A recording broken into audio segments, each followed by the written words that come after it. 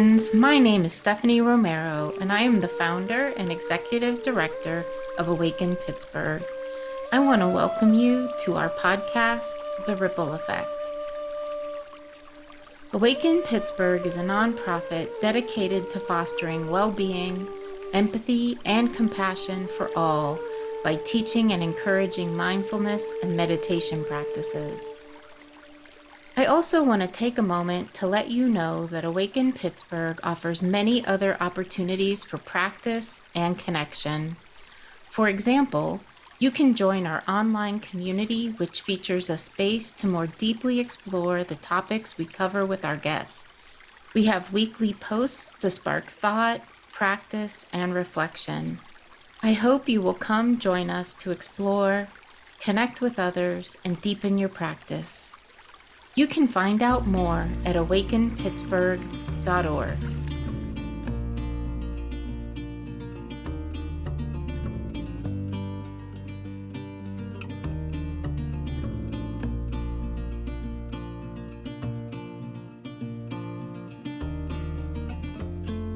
Welcome to the Ripple Effect podcast. Today I'm joined by Don Brucker, who brings over 25 years of experience in fire service and investigation. Don has been with the Fire Marshal's Office since 1998 and currently serves as the Allegheny County Chief Deputy Fire Marshal.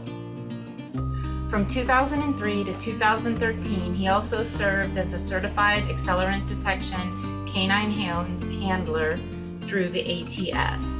Don holds multiple certifications, including PA State Service Certified Fire Inspector, National Certified Fire and Explosion Investigator, National Certified Vehicle Fire Investigator, and PA State Certified Non-Suppression Level Fire Instructor. A lifelong member of the Forest Hills Fire Department, Don has served in the roles of firefighter, lieutenant, and captain. He's a graduate of Churchill High School and Forbes Road, Eastville Tech. He now lives in Plumboro with his wife and 3 children. When he's not working, Don enjoys photography, reading, and spending time with his family. Well, Don, thank you for joining me on the podcast. It has been how long now since the pandemic? Since like 2020 maybe, since we met? Yeah, it's probably been that long. Yep. Yeah. Yep. Yeah, and I'm really grateful that you entered my life, and I'm excited to deepen our relationship through this conversation. So I appreciate that you're joining me. Well, likewise, and I'm hoping that we get an opportunity to speak a little bit about how our paths connected and the effect that had on me and my life moving forward. Yes, definitely we'll dig into that. But just to kind of let the folks who might be listening get to know you a little bit, I would love to learn a little bit about your journey into public safety and what led you to be in the fire marshal. Well, let's see. I'm going to start way back when. So, as a young child, um, my grandfather was an active firefighter in Forest Hills Fire Department, which is east of the city of Pittsburgh. And he would make it a daily journey to pick me up at my parents' house in a stroller. And even I could remember walking with him. And we would go down to the local donut shop in the morning, and then we would walk up Route 30 or Ardmore Boulevard up to Forest Hills Fire Station, where he would, let me see the fire trucks and equipment and his friends. And that's kind of how I think my interest got started. But my father's father was also involved with public safety. He was a police officer over in the Sharpsburg, O'Hara Township area way back when. So I think it was inevitable that first responder, kind of lifestyle was in my blood. And when I come out of high school, I thought I wanted to be a police officer. That's what I wanted to do. So I started into the police academy in 1984, and I found out short term into it that it just wasn't what I thought it was going to be, and it just wasn't sparking my interest in the way I thought it was going to be. So I was always active in the fire department. I joined the fire department right out of high school, and just found a passion for it, and that thirst for knowledge and gaining, relationships with people, and learning from other people, and traveling to the fire academy and other fire stations to get knowledge was just a great, great, great educational experience for me. And I just kept building on that. And at some point in time, I thought to myself, well, we put a lot of fires out, and that, drive in my brain said, wonder what starts them.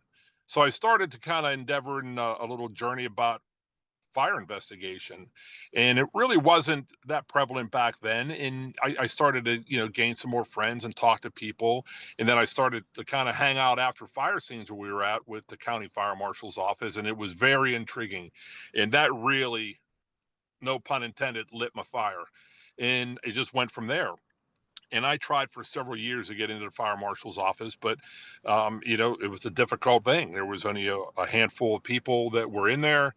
They were experts in their field, and it took me a while. And then one day I had an opportunity. The planets lined up, and the chief fire marshal, chief emergency service at that time, Bob Full, called me and said, "Hey, I want you to come in for an interview." And I'm like, "Oh, great!" He goes, "We're going to be doing some hiring." I'm like, "That'd be great." So I went in for an interview, then I went back in for a second interview, and then short time later, they called and offered a job. And, I still pinch myself. I mean, that's been 27 years ago. So it's been a long time. It's been a long time. I've been in public safety for 39 years, but in the county fire marshal's office for 27. And it's been a great journey, a great journey. That's awesome. I didn't realize that you had so much public safety in your family, and that story about your grandfather is just super sweet. Oh, yeah. Yep. Super, super sweet. Yeah, that's awesome. I guess I'm curious. So you've been in public safety your whole career, and one of your big passions in public safety is wellness, right? And I'm just That it wondering, is. Yeah. yeah, and I'm just wondering how did that get sparked? Well, I kind of related to a physical journey. Several years ago, I went to the doctors, and he's like, hey, you really need to, keep your eye on your blood pressure. You need to eat better. You need to knock off some weight. The thing that nobody wants to hear, right? You need to take better care of yourself. Oh, no kidding. So I took that as a challenge, and I went on a journey. And over about, I would say, a 2.5 year period of time, I lost 65 pounds. And I guess what I'm trying to tie the parallel into that is, you don't really understand how bad you feel or felt until you feel good. So, I had an opportunity, and I started, they would always talk about mental wellness, your doctor's appointments. And I'm like, what is this all about? You hear about this stuff, we picture I got to go to a psychologist, and there, I'm laying on a couch, and here comes the questions, and, the kind of cliche picture we put in our head about how that operates. And, I didn't know if that was true or not true.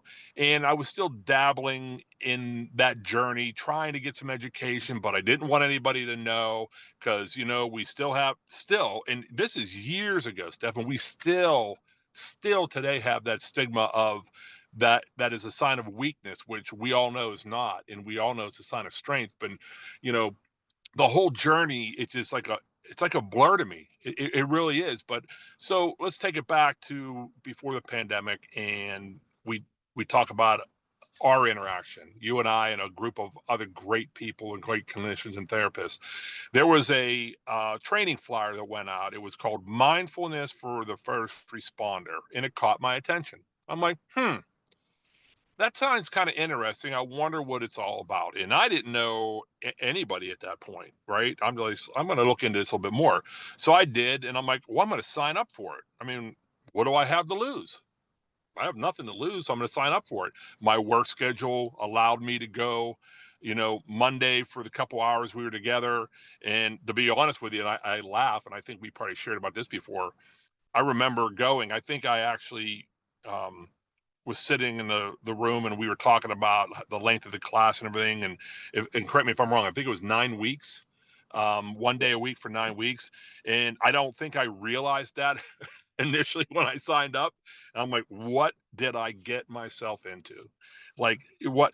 But you know what? the interesting part was when I went there, and you know, I get I get some gifts from my parents and my grandparents, and that is the gift to communicate. They could always communicate. They could talk to anybody about anything, anywhere, any time of the day, without judgment. Just phenomenal. And I know that I got that from them. So I'm like, I'm going. I'm in, right? So I walk up to the second floor, and I walk down these two little steps to this room, and I look around and I'm like, holy heck, I know him. I know her. I know him. I know him. I know her.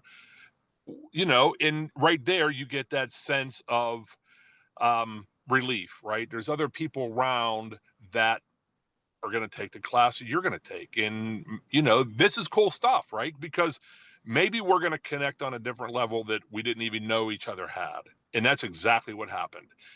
We went through the 9 weeks, and I would do it all over again. I would do it multiple times. And I tell people you should get involved with it and learn more about yourself, right? That's what we have to do. We have to learn more about ourselves in order to become better people, not only for ourselves, but for others. Because if you're not good, you're no good for anybody, whether it's at work or at home. And both of those worlds intersect on a day-to-day basis. And, I look back at my journey, and I know, that some of that negative um, road crossing affected me and affected my family both. And I know I deserve better, and more importantly, they deserve better. So education was key. But I remember about the fourth, it might have been the fourth or fifth class in, I don't know if it was you or Christy said, well, just to let you know, part of the class is you guys get 3 free visits with, a clinician or a therapist. I'm like, oh, hell no. That is not. DB is this far into this. I am not going that far. Ain't gonna happen. I'm not gonna do it. I don't never been exposed to it. I have that, stereotypical view in my head of what that's gonna entail. And I'm like, nope, ain't gonna happen. But then the sixth class happened, and I'm like, felt even better. And then the seventh class happened, and I felt even better. Then the eighth class happened, I felt really good. And then that eighth class, they said, hey, we need to get your insurance card, because we have to prove that you're in a class in order, it's for reimbursing and funding and all this. And I'm like, here you go. So it was interesting because the teachers in class, and you and Christy and some others probably had some um, I guess oversight on like matching us up with a therapist or clinician they thought we would be a good fit with. And again, I don't, I would love to mention her name, but I'm not, because I didn't ask her if I could, so I'm not going to do it. But the clinician I got set up with, I called her, we set it up, and then I'm driving over that day for my hour session. I'm like, I felt like a little kid at Christmas, but that I don't know if I ever really had anxiety. I don't know if I can really relate to anxiety, or I could not have related to anxiety. But I got that weird feeling in my stomach about, oh man, like what is about to happen to me, right? What am I going to do? What am I going to get into? What am I going to say? What am I not going to say? Am I going to come across guarded, not guarded? But I went in there, and the next thing I know, the hour's over. I'm like, what just happened? Like what just, that was great. And I was like, when can I schedule my next one? And then after the second one, when can I schedule my next one? So I'm going to tell you, those 3 visits with that clinician were phenomenal. And that right there, along with the class, Steph, I think is what changed my perspective on mental health and wellness, that coincides with physical wellness. We all know that they go hand in hand, right? So it really kind of like tipped um, that board to like follow up more, learn more, get involved more, and I did. And I think, and I'm hoping that I answered that question that you had there, like what took you from point A to point B, and that was that journey. So I can't thank you enough, and the entire group, the people that attended the group, the people that taught in the group. It was a phenomenal experience that I would never change for anything. Well, thank you for all of that. I had forgotten that you signed up thinking it was a one-time course. I think if I remember, you might even have missed the second time. And I called you, and you were You like, did. You were like, what? It's more? Yeah, you're right. I wasn't going to bring that up, Steph, but thanks for throwing me under the bus there, kid. Yeah, no, that was it. Yeah, no, that was absolutely 100% truthful. But guess what? I am so grateful that you called. And like Yeah. I said, it really put me on a journey, and it did. It made me a better person. It absolutely did, without a doubt. It That's absolutely amazing. did. That's amazing. Well, I guess thinking about your experience of going through the class, was there anything there that, and I know that the therapy experience was a surprise to you, right? And actually, Yeah, I think yeah, actually almost every single, no one in that group had ever, except for one person, had yep, ever had a therapist, yes. right? And they And were they were all all public, reluctant. They they were were all all reluctant, reluctant. and they were all public safety in one way, shape, or form. And Police, one military person too. yep, Yeah. one military, Yep. police, fire, EMS. EMS, We had male, everybody. female. Yep. Yep, we had everybody. And Yep. yeah, so that was kind of cool. And they all of them had a positive experience with the therapist that they were matched with. Yeah.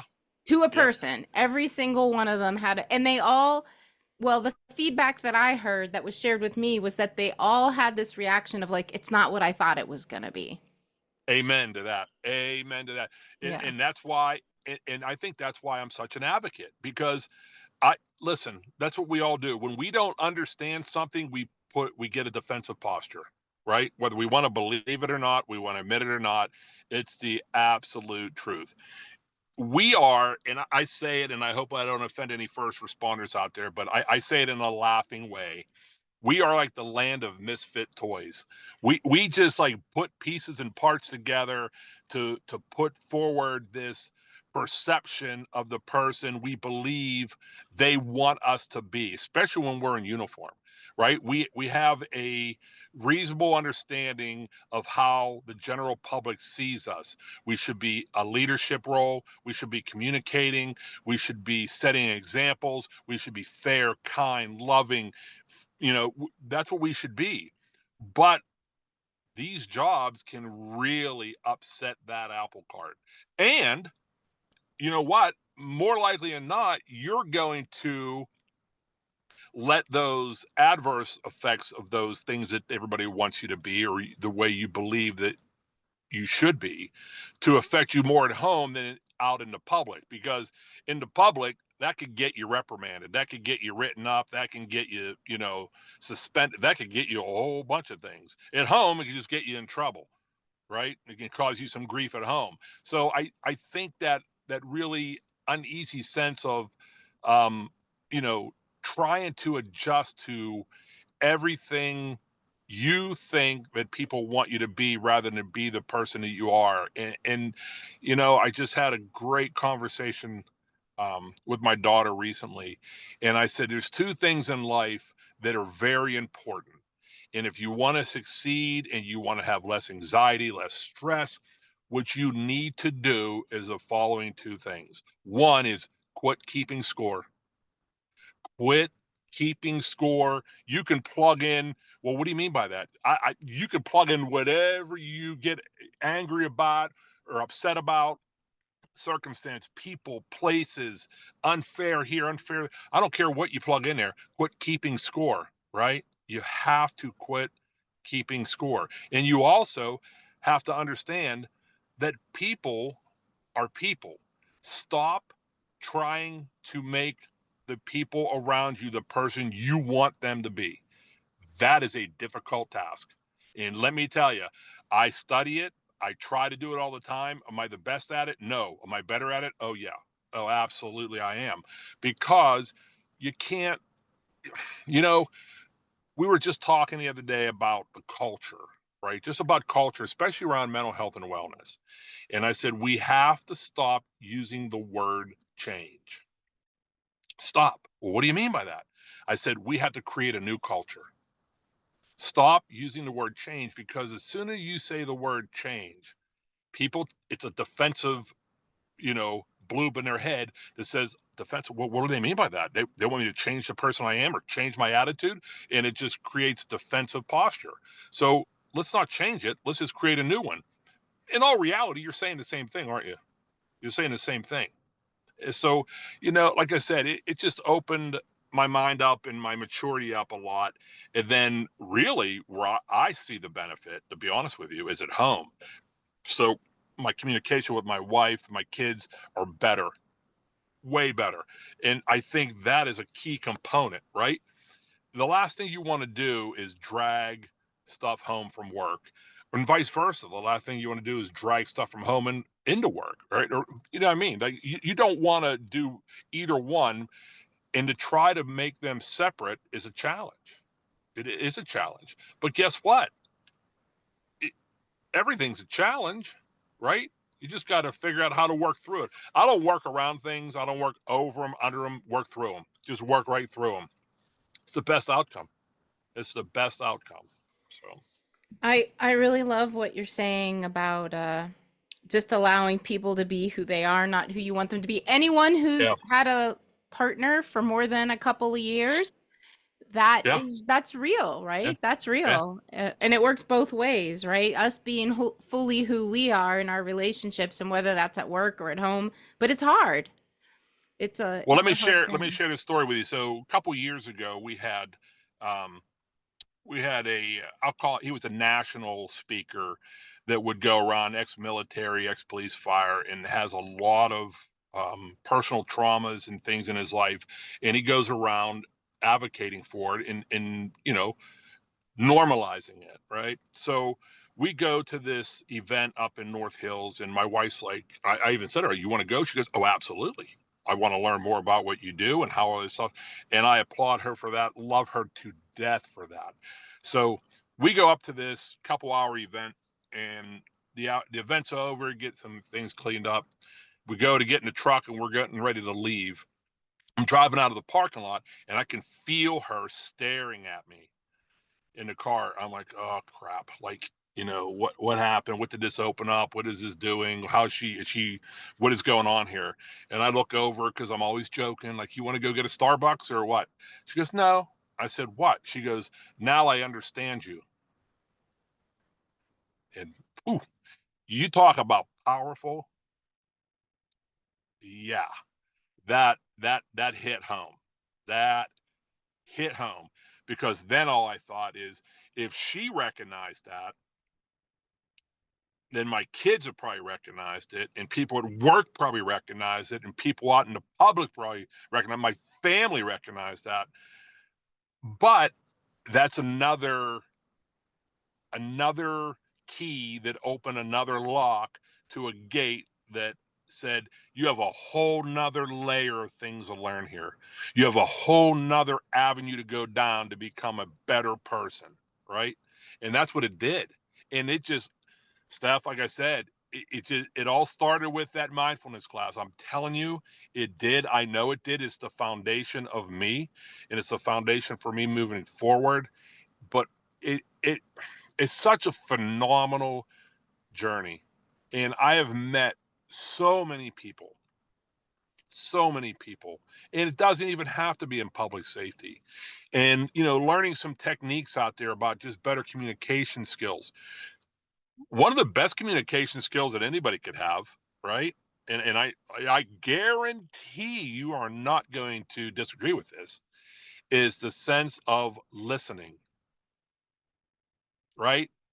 Well, Right? Without judgment. do you remember the listening activities we would I do? absolutely do. And I Yes. think the first time or two we did it, everybody hated it, or Yep. it felt so weird, right? Because it's outside the norm. It's It's outside outside the the norm. norm, but it's We've never been taught. so helpful to reflect on it, right? It is.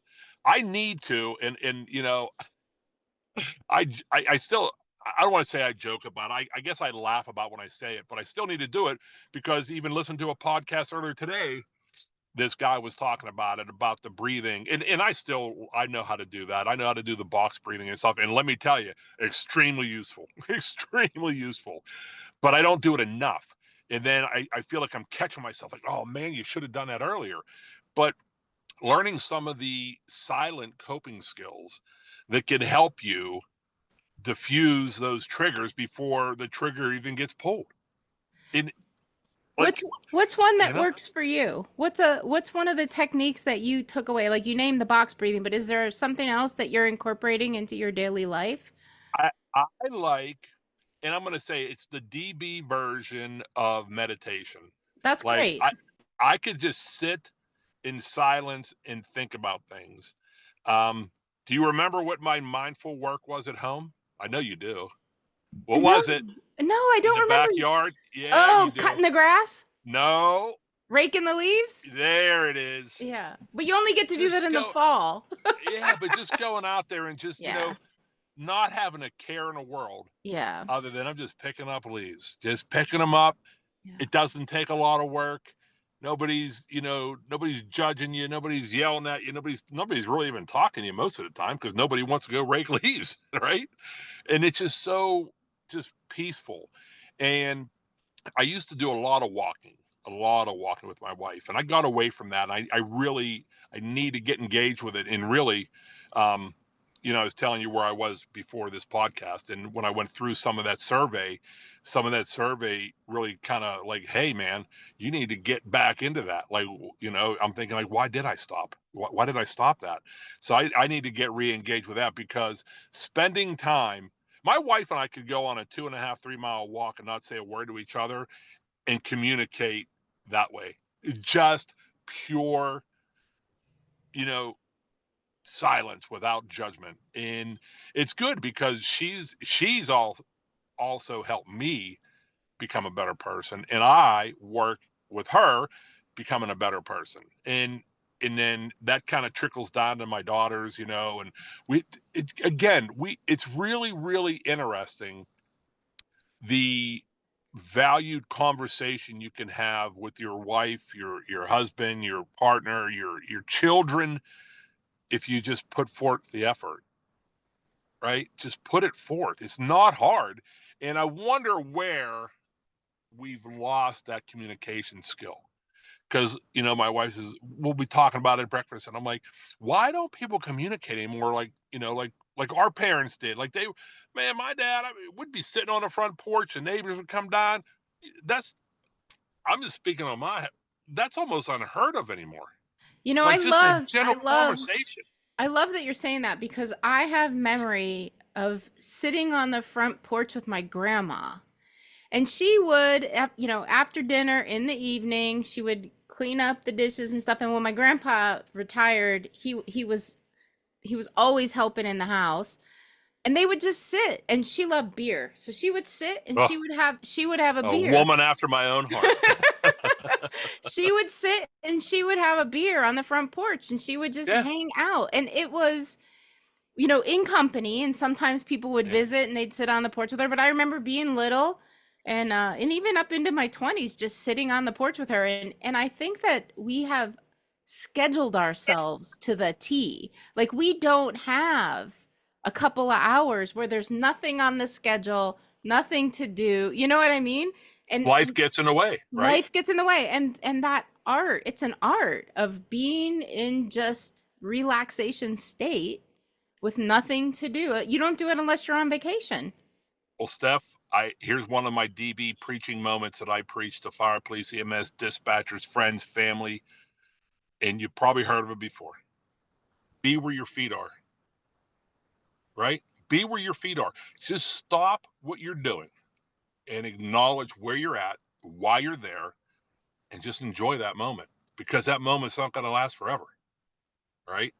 And I think it's really interesting because I was just talking to my wife yesterday when we were out for breakfast, and I'm like, wouldn't it be cool if these schools at a very young age would start to teach children mindfulness? Wouldn't that be something? Teach them like that diffusion methods and just learning to understand that everything's going to be okay, right? We all go through it, we all have it. But when do you start learning that in life? When? Yeah, we're not all taught that. I was fortunate to come upon it and it changed my life, Yeah, in the same yeah, way you're talking about. But yeah. but yes, I agree. Well, I agree with all of that. Well, I have just to switch topic a little bit. Like you Sure. are in a leadership position, you are in a leadership position, and I am just curious about how your this work around your own personal wellness and your experience of mindfulness has influenced the way you approach leadership. That's a great question, and I think I could elaborate on that pretty much and pretty easy. So, my father taught me two things I carry with me. He says, one is you can control any situation you're in, just turn around and walk away. You control it, just walk away. That's one. The other thing is lead by example, right? So that's one of the things I try to do. And it's interesting because if you would have told me 6 years ago you're going to be on a podcast with Stephanie and you're going to be talking about, I'm like, ain't never going to happen. No such thing will happen. You could bet all the money in the world and it's not going to happen. But being open minded, right? And taking from people around me and finding value in what they taught me and then being able to take that learning and pass it on to other people. Now, would be fooling ourselves by thinking that, there's 9 of us in the office and we could talk about anything. We can handle any problem internally. We can handle anything that comes our way. But everybody looks at mental health and wellness at a different level because I think a lot of is stigma because they don't understand that. But we are scratching the surface with that. So it's becoming more and more acceptable. We even have one of our 911 dispatchers has their own podcast now, and it's taken off like wildfire. Like it's just, and it's mental wellness and health, and just more and more people are getting engaged, and even more people from our own department and neighboring departments. And we all have a story to tell. Just be respectful and listen. Listen to the story, and what you're probably going to see is a lot of similarities, right? So when you learn that part of it, and the stuff that we do isn't easy, right? So we're doing 300 400 fire and explosion investigations a year. We're seeing people on their worst day. We're seeing people surrounded with death. And it takes a toll on you. You start to really start to think and relate to maybe people in your life or incidents in your life, and then it really gets cloudy, and then when it gets cloudy your efficiency level drops. So I'm just trying to make things more clear for them, right? Give them options, give them support, and they all know it. If they need something, all they got to do is ask. I have an open door policy. They can call me 24/7, ask me anything. I am a resource getting dude. I love networking and resourcing. I love it. And I think when you talk the talk and you walk the walk, and then people realize that, they build that trust around you, right? And that trust helps to build those relationships. And then that actually goes out even beyond your own the vision of our department. And then I preach it through our whole department all the time and give people resources and networking to help them through whatever they're going through. There are so many resources available to us that most people just don't know about because they're reluctant to say that they need help. And then once they say they need help, all they're looking for is guidance. And that's all we're there to do, right? I'm not a problem fixer, right? I can't fix your problem, but I can surely help you through it, right? I am a helper. You're a helper. We can't fix. I mean, you have clients in there and you just sometimes people just don't get it. Sometimes they really get it and then they fall backwards, but we're all human. I mean, I don't think you'll ever be 100%, right? I don't think anybody's ever going to be 100%, but acknowledging that and, just getting back to that conversation communication piece, it just, I think my life skills as a child And, when I was growing up with a family of 6 kids and a lot of my extended family lived around us, we were always around big family, communication, good time, partying, just having a great time. And, it's sad today because I don't see that happening as much as it used to. And, I'm not going to dissect that down because there's many, many reasons for it. But we just said it earlier, life is busy, right? We get tied up with work. We get tied up with our, well, I don't say ours because I have no social media, which I know people probably find hard to believe. I have zero social media, but social media accounts and just a cell phone, which is the world's best and worst invention, right? It absolutely is. It keeps us connected 24/7, 365. When we put it down or lose it or the battery goes dead, we're like panic mode, right? It's just really weird how we continue to imprint ourselves to that atmosphere out there, and we just keep doing it. And I'm never going to figure out why. So I don't put all the energy into trying to figure out why. I just want to keep trying to become a better person today than I was yesterday. That Yeah. it's simple, Yeah. right? It is very simple. And when people say, I agree, I want to do the same thing, but it's hard. It's only as hard as you're going to make it. If you want to become better, you absolutely will become better. Whether you do it on your own, whether you do it with a group of people around you, a clinician, a therapist, a doctor, I don't care. I don't want to hear excuses, right? But if we can help educate everybody out there and just the general public and not just specifically first responders, and we can share our journeys with them. And I think we talked about it a little bit before we started here. It's just sharing your journey and your thought and what you've gone through and how you've overcome obstacles, because they are obtainable goals. You just have to want to do them to make a difference, and not only just for yourself, but for your family, friends, and work partners. You just have to want to become better.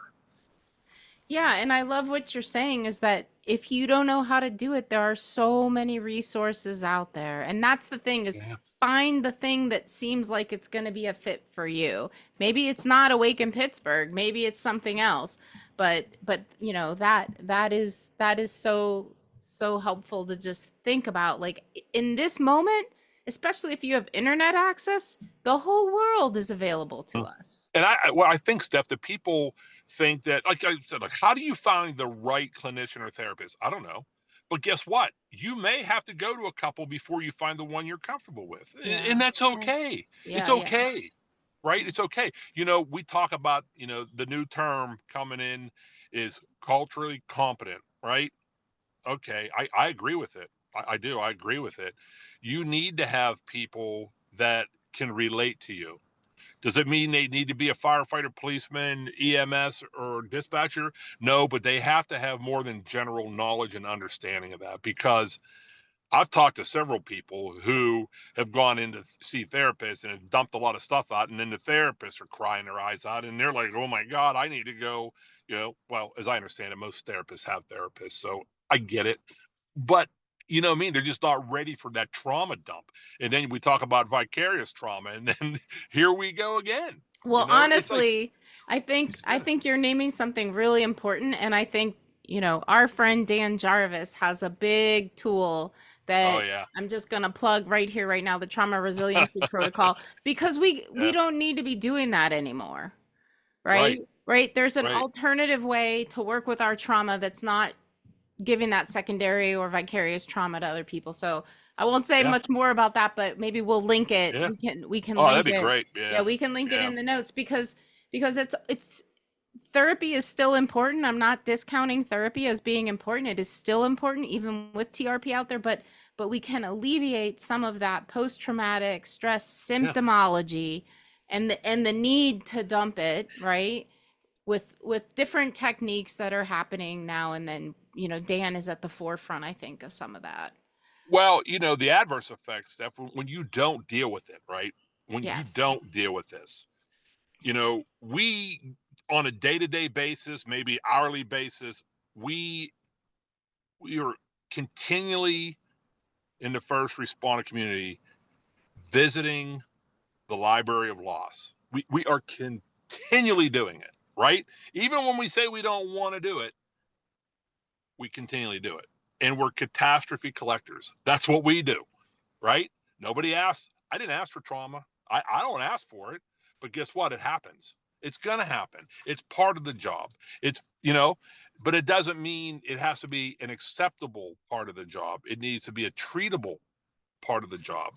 You know, it's really interesting how we I'm gonna tell you, I'll step up to the plate and say I did it for years. We look for excuses. We want to blame others for our shortcomings. We want to blame others for our traumatic events. We want to blame others for any negative thing that happens to us. And listen, okay, if it makes you feel better blaming somebody, I mean, I don't know how you're going to change that. But you also have to realize is there's so many, we just said it, there's so many things out there that can help you through this and really get you to understand trauma better and what it really means. And I think they're starting, maybe, around the country, they're starting to teach in the cadet classes a little bit more, um, trauma awareness and how to deal with it. And, so you're not caught off guard in your first year working. And then you're like, what the heck just happened here? Like I wasn't ready for that. Nobody told me that was going to happen. I think we need to do a better job, right? We need to do a better job at that. And I don't know necessarily how to do it. I don't know how we get around that. Because sometimes I think the leadership around us is reluctant for it. So if the leadership's reluctant, it's harder for the worker bees to get that kind of a process put in place. But guess what? If we don't keep trying, we don't keep educating, we don't keep making a difference, it's never going to happen. And then where are we going to be? Right? Well, you're naming two things that are really important that kind of circle back to two things you mentioned before. First thing is if the leadership is not giving the example, it doesn't give the permission for other folks to do it. There it And is. and you are trying to do that in how you Right. are in everything you do, but in other places, we'll just say that, in other organizations, right? That's not always happening. And so if the younger folks or the lower ranking folks aren't seeing it in the leadership, right? Then the stigma is still there. And that you couple that with something else you mentioned, which is this idea that first responders in particular should be Superman or Superwoman, Right. right? And this Yeah. and people, the general public believes this, but the first responders themselves believe this, that you should be immune to everything. And that's not real. You're human beings, right? So if you have a Yeah. leadership that's perpetuating that, it becomes Yeah. really, really hard, I think, for folks to Yeah, break I think break out of society it. thinks, when you put that badge on, that badge or shield, as it called, that you're invincible for everything, and that's what you do, right? And we know that that's not true, Not and true. and we're not. It's like a stereotype, Yes. and then we're Yes. imprinting these young officers and firefighters and EMS and 911 dispatchers and corrections officers and all these folks. We're imprinting them to, I hate to say it, that old suck it up buttercup mentality, and it got to change. And I know it's changing. I know it is. But we're far away from seeing the major benefit of that. I know I would love to say we're making gigantic strides, but we're not. We're not. I mean, we're making some strides. So, Yeah. but it comes down. I think we heard this saying, right? It's okay not to be okay, right? We've all heard it, right?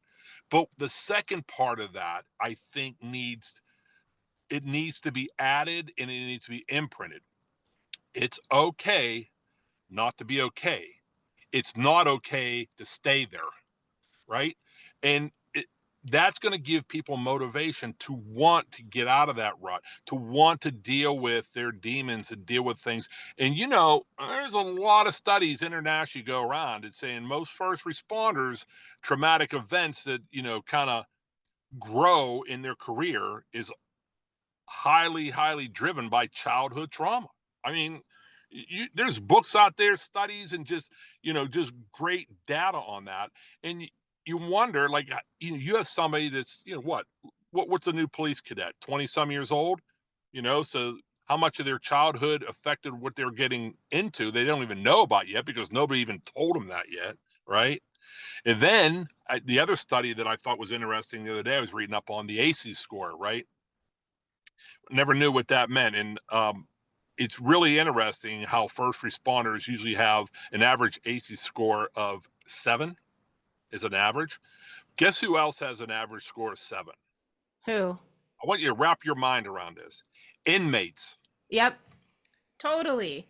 Think about it. I Totally. just like Yeah. that to me Yeah. blows my mind. But Yeah. but when you look at it from the 30,000-foot view, I can see it. I can see it. Yeah, because it either pushes you in one direction or the opposite. Yeah. Yeah. Yeah. So Don, It is. Yeah. In this whole conversation, it's a lot. Like your job is a lot. The work that you do is a lot. Is there something you could name? Like, what's the thing that keeps you going in it? What helps you have the staying power that you've had? I love helping other people, stuff, and helping other people, whether it's at a fire explosion scene, whether it's in the office, whether it's at home. The value, the payback that you get from that is a motivational factor for me. That's awesome. Helping others, right? And yeah, and I don't know if I ever told you the whole story about, one of remember I said it earlier in the podcast, I said something about anxiety. I'm like, I never really knew what anxiety was. Um, but I'm pretty confident that on a certain day and time of my life, anxiety hit me like literally like a sledgehammer. And I don't know if I've ever shared that story with you or not, but you know, I was a canine handler for 11 years. Okay.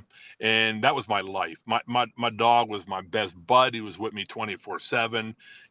Cole Buddy he was just a great partner. And then, he was retiring. I had to get another dog, and we were doing some training. That dog took seizures.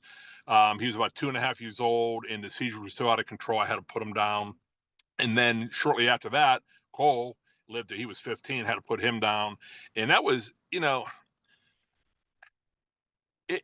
It hit me harder with those two passings than most other deaths in my life. And I struggled with that for a while. I'm like, this is just weird. Like, why is it that I'm more attached here and see this adverse effect on me, and I don't see it for maybe a relative that passed away or something like that. And I'm in this, and I didn't want to bring it up because I'm like, this got to be a taboo thought. I don't even want to bring it up because then then I'm going to be judged like this guy. He's off his freaking rocker. So I'm like, I just can't. I can't get another dog. I don't want another dog. I just don't. So, what does that mean? Well, my family saw me going through all this stuff and they talked me into going out to this Petco in the North Hills to see these puppies. And so we go out there and, the big dumb DB, the sap, comes home with his new puppy. And he was definitely a lifesaver for me. Definitely. Like, he came to me for a reason, without a doubt. Right. So I had him for 5. He was my bud. I mean, he never would replace Cole or Diesel, but he was my bud. I mean, just a great dog. And he was just a dog, just a pet, right? Home animal. My family loved him. Well, I was away at training, and my daughter calls me, and she just was really upset, saying, Asher has these bumps on him, and they're starting to like burst, and it's really weird. And so I'm like, well, babe, I'm 2.5 hours away, and well, we're gonna take him down to the vets. And long story short, back and forth to the vets, couple $1,000 treatments, trying to do it, can't figure out what it is. He's getting more on him. So it was President's Day. Oh, geez, I don't even know what year it was, to be honest with you. It's one of the things you try to purge out of your head. So I, get up in the morning, bring him down, and he's hobbling, kind of, I wouldn't say lethargic, but having trouble walking. So I let him out in the backyard. He went out and went potty, come back in, and my daughter was up, my oldest daughter.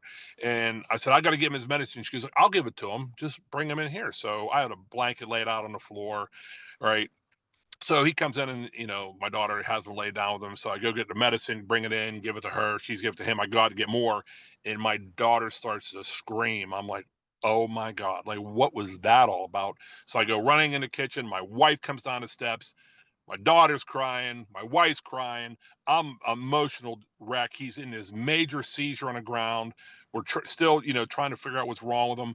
I get on the ground. I'm trying to calm my wife and my daughter down. I grab him. I pull him up on my lap. I start petting him like, it's all right, buddy. Everything's good. I said, it's okay. It's okay. Just like trying to calm him down, right? Trying to be the helper, trying to fix something.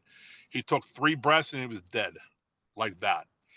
That was the biggest devastating blow to my entire life right there. So from that point, I couldn't handle it. I was relating it to all kind of things. It was just, I can't even explain it to you, Steph. It was just overwhelming, right? I can feel getting a little bit of anxiety right now just talking about it, but I couldn't even talk about this before, so much better now. So some time goes by, right? And I come home from work one day and I walk in the garage, put the garage door down. I walk into like the laundry room area and I'm taking my boots off. And my wife opens up the basement door. She says, "Hey, can you get me a roll of paper towels?" I'm like, "Absolutely, bad bubba, right up." So I turn around, go out to the shelf in the garage where, we have all the toiletry stuff stacked up. I grab this roll of paper towel stuff. I turn around and here's that sledgehammer hit me on top of my head like somebody wound up from, another state and just smack. It dropped me to my knees. I was on my knees holding this roll of paper towels, sobbing like a baby. And all I could say is, what the F is wrong with me? I was saying it out loud, right? Nobody knows I'm here yet. I mean, they know I'm home, but they don't know that I'm going through this. Like, what the F is going on with me? And I composed myself, got up, washed my face off, took my boots off. I walk up, I handed that roll of paper towels to my wife, and I went up and took a shower. Nobody knew nothing, but holding all that. And you're going to say, what was it, right? I know you're asking yourself, well, why? What was the trigger? Well, the trigger was, and I said a little bit earlier, he was getting all these like bumps and cysts on him, like oozing just nastiness. So we were going through Target bags and rolls and rolls and rolls of paper towels, just trying to keep him clean and comfortable. And man, that day, I could remember it. I could go down there and probably walk the exact same walk and touch my knees on the ground exactly where I hit my knees at, because it was that powerful. And that's when I really knew the value of mental health and wellness right there. And it was tough, let me tell you. It was tough. Yeah. Yeah, It was tough. Yeah. that's such a Yeah. touching, tender story. So I really appreciate that you shared it with me, Don. First, I just want to say that. And I want to say it feels like catharsis happened or something at that moment, you know? It was powerful. I'm Yeah. going to tell you right now. That's Yeah. why I said I never knew what anxiety was. There is Yeah. no doubt in my mind that that was an anxiety attack, because my Yeah. heart rate shot through the roof. My breathing was all rapid, and Yeah. I didn't feel good. I was just like, oh my God, what is happening to me? It's like, what is happening? And I was really concerned about myself. And let me tell you, the worst part about that story, and I'll share this with you because this is exactly what we're talking about not doing, is I carried that with me, man, for an extended period of time. And just one day, here's me and my wife and my 2 daughters in the living room just talking about stuff. And they're like, we're really proud of you and you really become a different person and blah, blah, blah. And they're like, what do you think changed? And right there, that was it. Right there.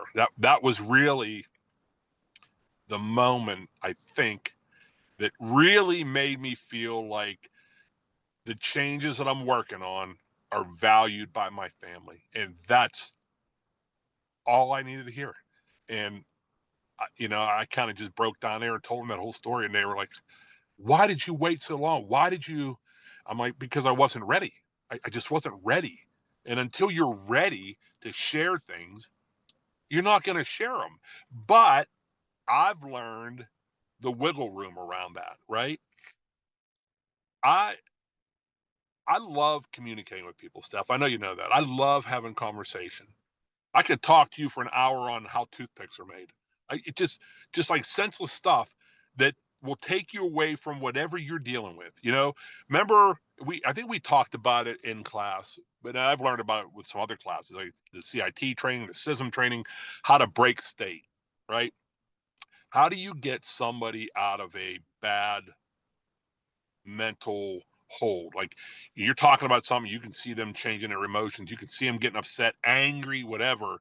You know, you just ask one of them weird questions like, "Do you like ice cream?" "What? Do you like ice cream?" "Yeah." "What kind of ice cream you like?" And they're like, "Well, chocolate." "I love chocolate ice cream too. I like Rocky Road ice cream because, I'm a little nuts, so I like chocolate ice cream with nuts in it."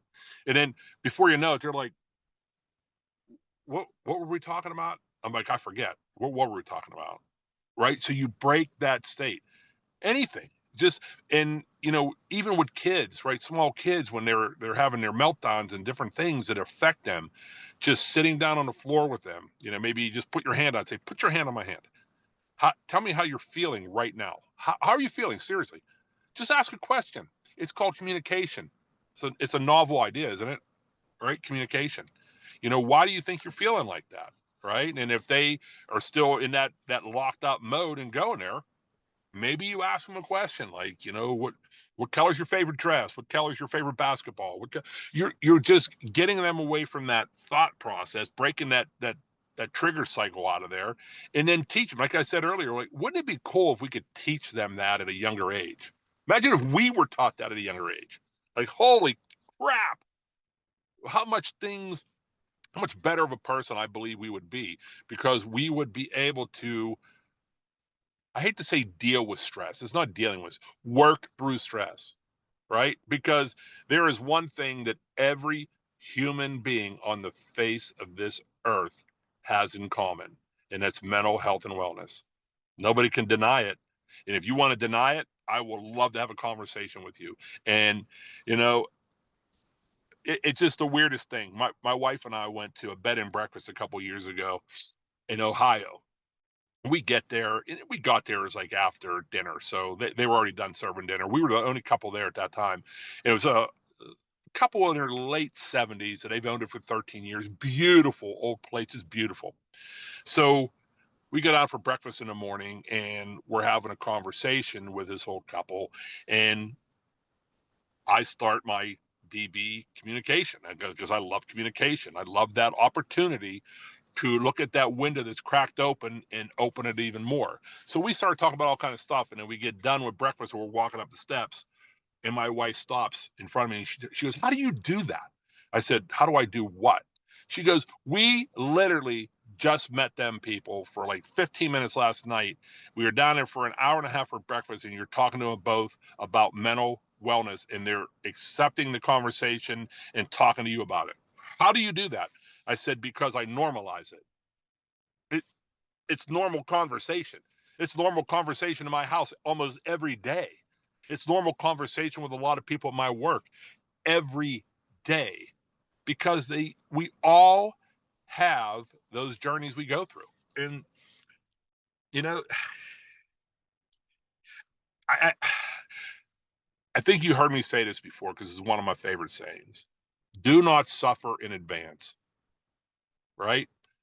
Pretty easy to say, not so hard to do, or actually pretty easy to say, very much hard to do until you figure out how to do it, right?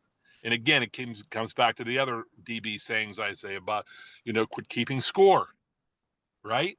Quit making people in your brain, the way you want them to be, because that's not the way they are. And then you get that adverse effect of, you want to try to change them. And again, we know we can't change people. We can alter them a little bit, but we can't change them. And why do you want to change somebody, right? And because they may have the same feelings about you. But guess what would happen if you had a conversation about it? You'd probably be surprised, right? You'd Yeah. probably be surprised. And you know, it's really interesting that every everybody's stress level is different, right? Everybody's stress level is different. All depends on the foundation of stress and where it started to build from. They're, like we said earlier, about first responders and a lot of childhood trauma. Well, their foundation of stress is built very early, and they carry that and carry it and carry it because they don't know how to release it. They don't know how to deal with it. They don't know how to talk about it. They're afraid of how they're going to be judged about it. But again, I think those conversations are being more um, open and well received anymore than they ever were before. And I talk to any age group. I don't care. I'm not going to seek out people my age. I'm going to seek out anybody, male, female. Yeah, I don't care what religion you are, what color your skin is, what sexual preference you have. I do not care. I was never taught to see that. I don't teach my family to see that. And I just would wish that other people could just look at a person for the person that they are and just accept it. And, you know, I know that would be a major undertaking in this world. It would make the world a lot better place if we could figure out how to do it, which, I don't know if we can ever do it, but I just love people. I love being around people. I love talking with people. I love helping people. Yeah. I don't know what else to say about it. It's a great feeling. It's a great feeling. Yeah. Well, I think that is a really wonderful sentiment to end on. But I do have one last question for you that I ask everyone that I have on the podcast. Okay. Is there any resource, whether it's mindfulness or mental health or anything, that you would like to recommend to listeners? And I know that you're a connector to resources. So is there one that maybe has had a huge support for you, or could be a book, could be a podcast, could be anything? Well, I'll give you, let me see. I'm going to try to give you my top 3. How about that? Okay, that's great. It's going to be hard for me to do, but I'm going to give you my top 3. Okay. One is, you mentioned the name before, right? Dan Jarvis, Healing the Heroes. It's a phenomenal organization that deals with first responders, their partners, their wives, And veterans. and veterans, and Yep. any children of them under the age of 18 under the roof. It's a phenomenal resource to have. I hope people got and look into it. Conrad Weaver, another friend of mine, has a great podcast, and he talks with a variety of disciplines in public safety, and it's really, really, really helpful. The Weight We Carry podcast, Bart Heaney and his wife. Bart's one of our 911 dispatchers, and it's phenomenal podcast. I mean, the amount of or the quality of people he has on it, and listening to their stories is relatable, right? It's relatable, and it's just a great thing. So I'm going to throw another one that I started listening to about a year ago, and he's been doing this podcast for 10 years. Think about that, 10 years. Ricardo Martinez, and it's called Within the Trenches. And it's really geared towards 911 dispatchers, because that's what he was. But it also elaborates on public safety in general and things that we can all relate to. I lied to you. I'm going to throw some more. Brene Brown, love her.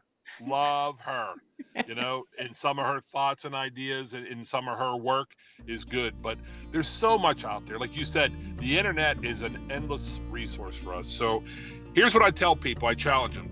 Just let your journey begin. Let your journey on mental health and wellness and healing and moving forward begin. Let your journey begin. I love it. That's the perfect ending. Let's pause there. Okay.